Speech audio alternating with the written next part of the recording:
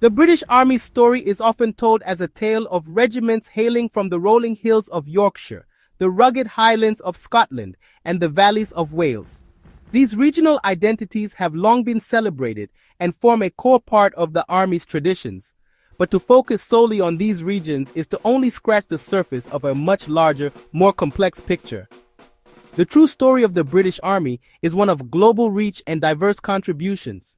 For centuries, brave soldiers from the sun-kissed islands of the Caribbean, the vast and varied landscapes of Africa, and the diverse cultures of Asia have proudly served under the British flag, not only bolstering Britain's military might, but also profoundly shaping both Britain and their own nations through their service and sacrifice.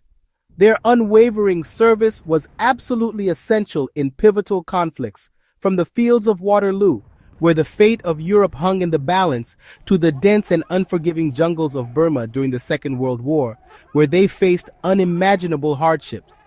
Yet despite their immense contributions and sacrifices, their stories are too often overlooked, relegated to footnotes in the grand narrative of British military history. Today, this tradition of international service continues. Britain still actively recruits from across the Commonwealth, drawing on the skills and dedication of individuals from diverse backgrounds. This is especially true in Africa, where the legacy of shared military history remains a strong connection. This enduring connection is a direct legacy of the British Empire, a complex and often controversial history that continues to shape modern Britain, even as political ties have evolved. To truly understand why a young person from a place like Ghana or Fiji chooses to join the British Army today, it's essential to delve into this long and complex history, examining the motivations and experiences of those who came before. It's a story deeply intertwined with economics, offering opportunities for advancement and financial stability, the allure of adventure and the chance to test one's limits, the weight of family tradition and a sense of duty passed down through generations, and the significant challenges of adapting to a new culture, navigating unfamiliar customs and expectations. These soldiers often face the pangs of homesickness, the sting of prejudice, and the isolation of being far from home. But despite these hardships, their contributions remain vital and integral to the ongoing story of Britain and its place in the world. The journey of the African and Commonwealth soldier, both past and present, ultimately reveals the deep and ever-evolving connections between Britain and the wider world, connections forged in shared sacrifice and a common uniform. Recruiting soldiers from across the British Empire was not merely a matter of manpower, it was a cornerstone of imperial strategy.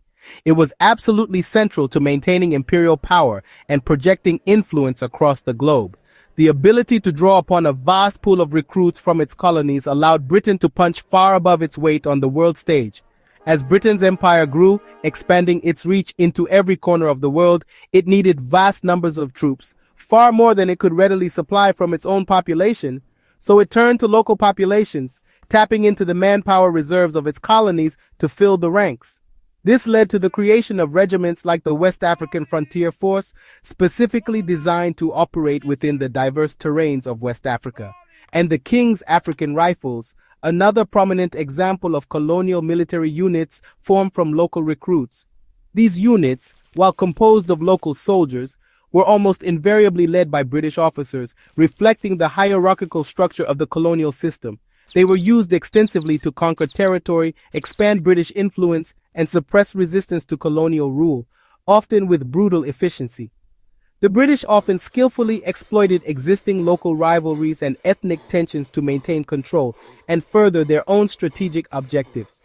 Service in these colonial regiments was rarely a matter of pure choice. It was a complex mix of coercion, economic need, offering a source of income and stability, and the forging of a new, often ambivalent identity as a colonial soldier.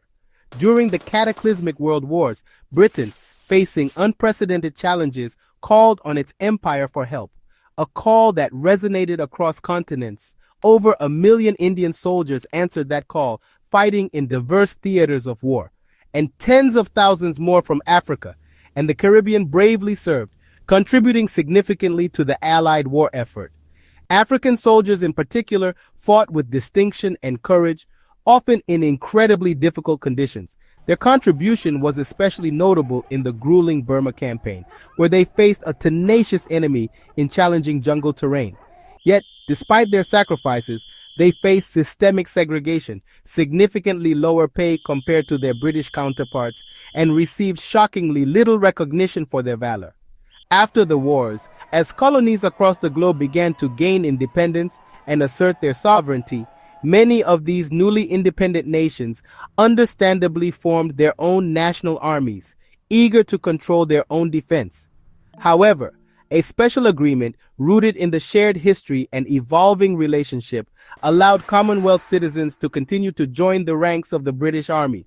This arrangement was both a nod to the shared military history and sacrifices made during the colonial era and a practical way for the British Army to address persistent recruitment gaps and maintain its operational strength.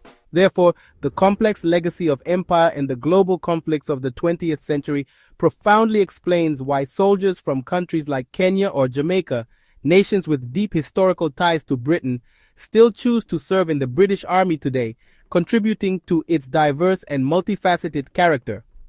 Their continued presence within the British military is a living, breathing reminder of Britain's complex imperial past and the enduring, albeit often fraught, global ties that continue to shape its present.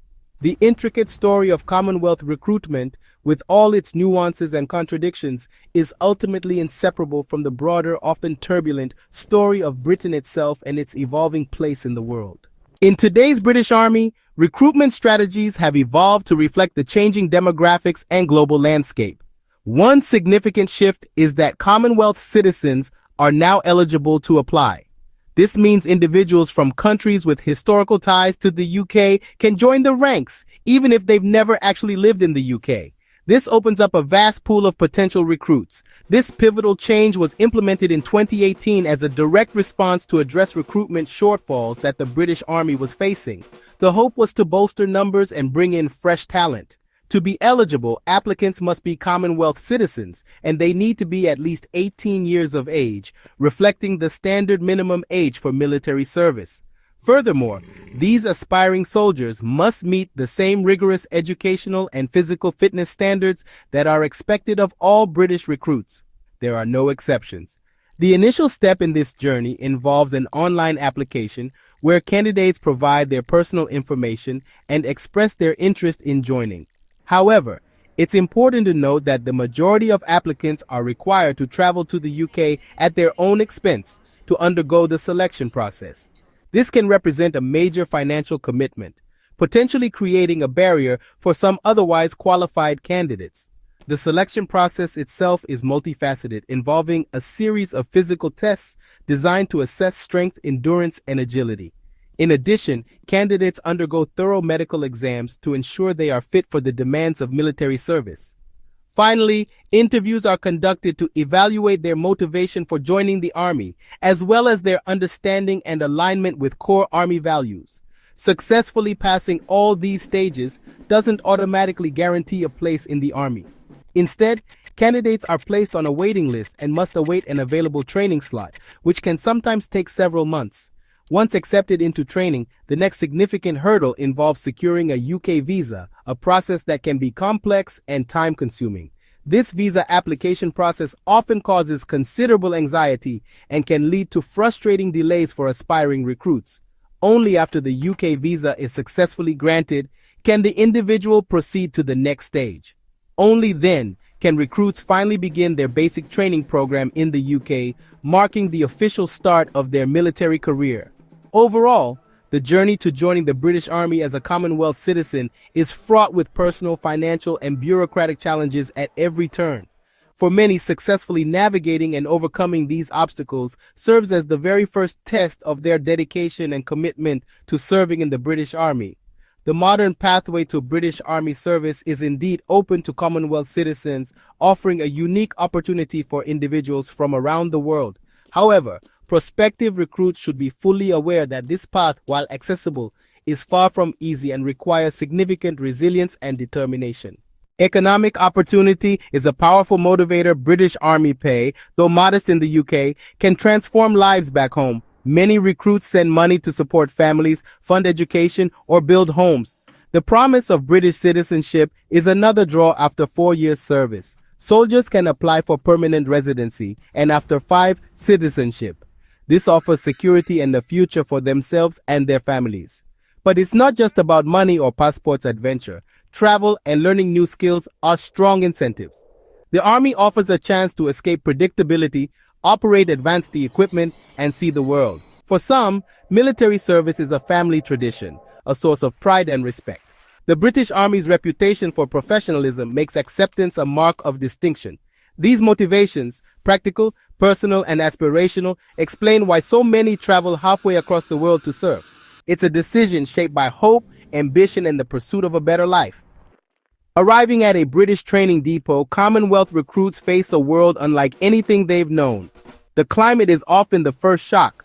Cold, damp winters are a harsh contrast to tropical homelands. Cultural differences add to the challenge. British humor, slang, and food can be bewildering, and homesickness is common. Language barriers persist even for English speakers, as regional accents and military jargon complicate communication. Training is demanding, and recruits must quickly adapt both physically and mentally. Support systems exist, but much depends on the individual's resilience and the openness of their peers. Integration is a two-way street, requiring effort from both recruits and the Army. Overcoming these challenges forges strong character and deepens the sense of achievement. The journey of adaptation is as much about personal growth as military training. After training, new challenges emerge. Subtle prejudice and feeling like an outsider can persist despite official zero-tolerance policies. Microaggressions and unconscious bias may affect morale and career progression, with some feeling they must work harder for recognition. Navigating unit politics and social networks can be tougher for those from different backgrounds. Immigration and family life add further stress. Bringing over loved ones is expensive and bureaucratic, and rules can change unexpectedly. Soldiers may face the dual burden of military service and immigration anxiety, impacting mental health. Veterans who leave before securing citizenship risk deportation, despite years of loyal service.